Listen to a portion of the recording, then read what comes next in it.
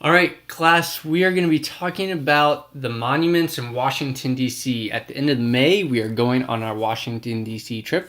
So I wanted to show you some of the monuments or memorials we're going to be seeing, and then you will actually be contributing to this presentation at a later time. So let's get right into it. Some of the monuments and memorials that we will be seeing is one of Martin Luther King Jr., and this memorial is located at the intersection of Independence Avenue and West Basin Drive in Washington, D.C.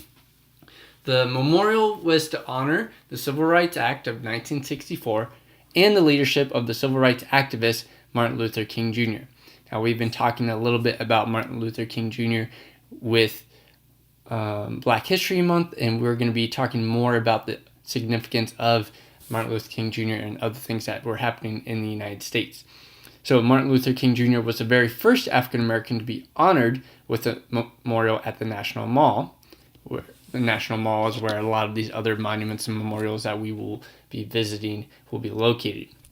It shares a line of sight with the Lincoln Memorial and the Jefferson Memorial, and we're going to be talking about why this might be significant and how it relates to those other two memorials later in this presentation.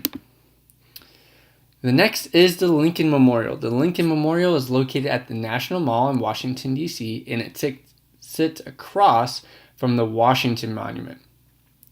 The memorial was dedicated in May of 1922 by President Harding. The memorial honors the 16th President of the United States, Abraham Lincoln. He was the president during the Civil War and fought for the emancipation of slavery. And we have been getting more into that. We're going to be soon talking about the Civil War and things that led up to it and the effects of the Civil War in relation to the emancipation of slavery. Next is the Jefferson Memorial. Now, we have just finished really talking about Jefferson and the things that he did in his presidency, so we're going to get more into this and how it is significant for Washington, D.C. But the Jefferson Memorial is located at the southern end of the National Mall. You can actually see the Jefferson Memorial if you were staying at the White House. So that's something that we're going to be talking about further too. The Jefferson Memorial was dedicated by President Franklin Delano Roosevelt on April 13th, 1943. And now, as the father of the Declaration of Independence, the statue of Jefferson can be seen holding a copy of it in his hand at the memorial. Jefferson was the third president of the United States, and he was responsible for the Louisiana Purchase, and he abolished the slave trade in 1807.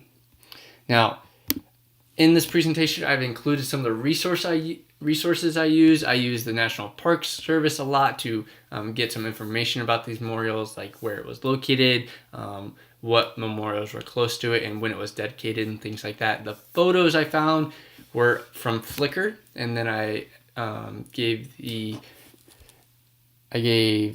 credit to those people who took those photos. Now, what you are going to be doing is you are going to be adding to this presentation. And in the haiku section, I talked about what things you will need to add for your slide. You can always go back and look at my slides as an example of what you need to include. And then we will be adding to this presentation so that we can be more familiar with these monuments and memorials that we will be seeing on our trip.